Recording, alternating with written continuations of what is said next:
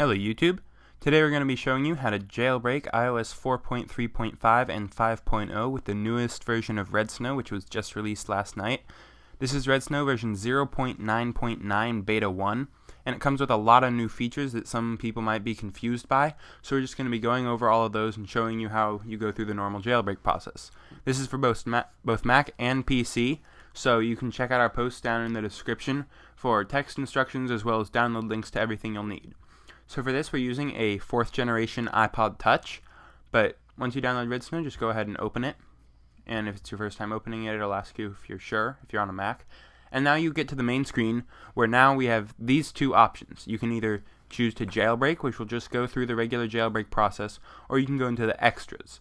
First, we're just going to be showing you how much simpler the jailbreak process is. This is one of the biggest things that they simplified in this, and if you have a software version on your device that has been publicly released, note that this does not apply to iOS 5, then you can just go ahead and hit jailbreak and follow the steps to put your device into DFU mode. So we're going to do that now.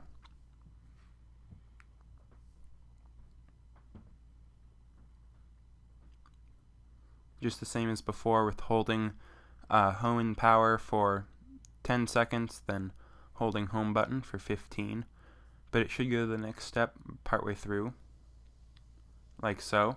And now it'll say identifying really fast, which is what it does. Instead of having you select your firmware, it just gets the information from the device being in DFU mode and does it all from there. Now, it goes through the normal steps that most people are used to, and you will see this this screen pop up where that would normally come up after you select your firmware version, where it just processes everything. And now you have the simple screen that most device that you're used to with Redsn0w. So you can see here we can choose to install Cydia or install custom bundle. We can enable battery percentage and enable multitask gestures. And all you have to do is make sure that install Cydia is checked. So yeah, we're just going to go with the default, which is usually what you're going to want, and then hit next. And it'll go through the process of jailbreaking your device. So after a couple go-throughs of this bar down here, then it'll say done, and you'll get this window that if it's a tethered jailbreak, it'll say tethered jailbreak, and just warns you that to use any of the jailbreak programs, then you're going to have to go back through the process and select just boot tethered right now from the extra menu.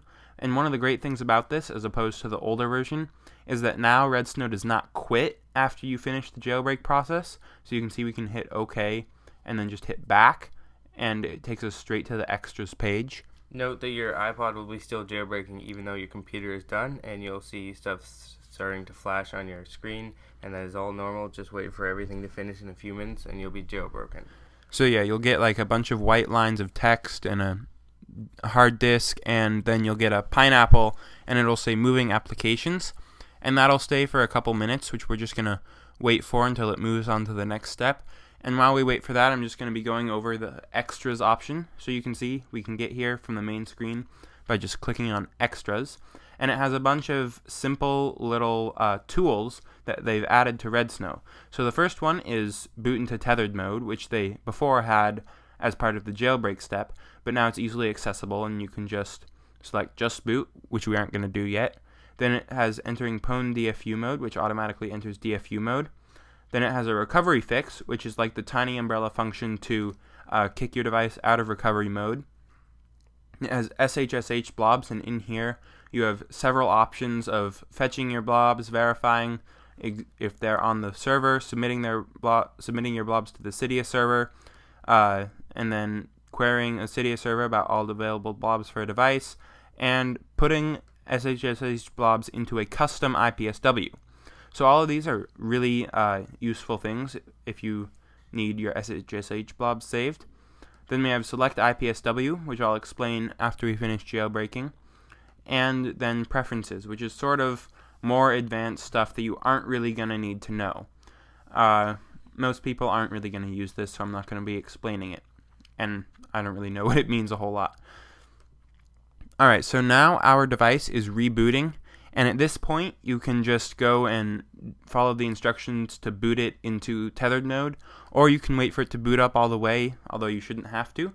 So if you select just boot, then it'll tell you to put your device into DFU mode, which we're going to do. Once again, make sure it's off, then hold the power button for 3 seconds, then hold both home and power for another 10 seconds. And with about 3 seconds left, the screen should go blank. Then release the power button and hold the just the home button for 10 to 15 more seconds. And then it'll say wait. It'll look like it's going to be jailbreaking again, but it just reboots it into tethered mode, and then you can use Cydia and everything. So one of the things I said, I want to clarify that this selects your firmware automatically, but that only works for firmwares that have been publicly released by Apple. So that includes like 4.3.3, 4.3.4, and 4.3.5, and pretty much everything before that. But any of the iOS 5 betas, you'll have to download and select Redsn0w to use it yourself, and that's what this select IPSW option is. Basically, it just goes in and you find the firmware file and use it, and it'll use it for the entire Redsn0w session.